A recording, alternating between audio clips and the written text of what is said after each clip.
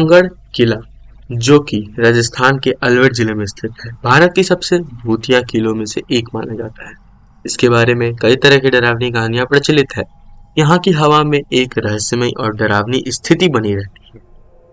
इसके बारे में कई तरह की डरावनी कहानियां प्रचलित है। यहाँ की हवा में एक रहस्यमय और डरावनी स्थिति हमेशा बनी रहती है और यही कारण है कि इसे भारत के सबसे डरावने स्थलों में गिना जाता है। नमस्कार दोस्तों, मेरा नाम अक्षित आनंद, आप सुन रहे डार्क सिटी।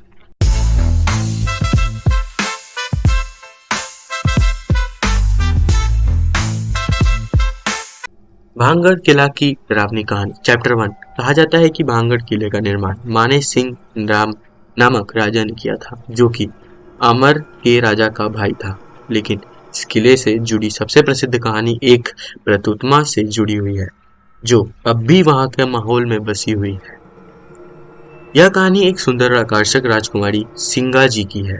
राजकुमारी का नाम था सिंगल और वह बहुत ही रूपवती थी। उनकी सुंदरता के कारण एक तांत्रिक जो किले के पास ही जंगल में रहता था, उस पर मोहित हो गया था।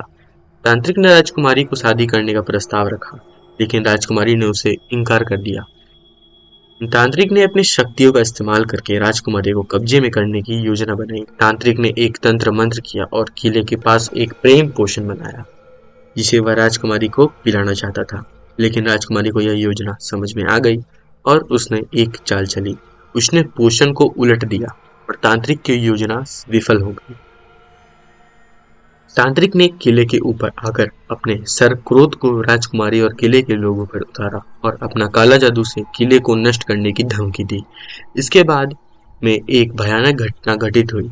किले में एक रहस्यमय आग लग गई और उसे भाग में कई लोग जलकर मर गए। तांत्रिक भी अपनी शक्ति से मर गया, लेकिन उसकी आत्मा अब भी किले में बसी हुई है और कहते हैं कि उसका क्रोध कभी शांत नहीं हुआ। आज भी लोग भानगढ़ किले के पास जाने से डरते हैं और रात के समय तो वहां जाने की अनुमति नहीं है। किले के दीवारों और अंधेरों गलियों में कोई भूत प्रेतों की मौजूदगी महसूस करते हैं। वहां का माहौल आज भी काफी डरावना रहता है और इसे भारत का सबसे डरावना स्थल माना जाता है। यह किला और इसकी डरावनी कहानियां आज भी लोगों के बीच चर्चाओं का विषय बनी रहती है।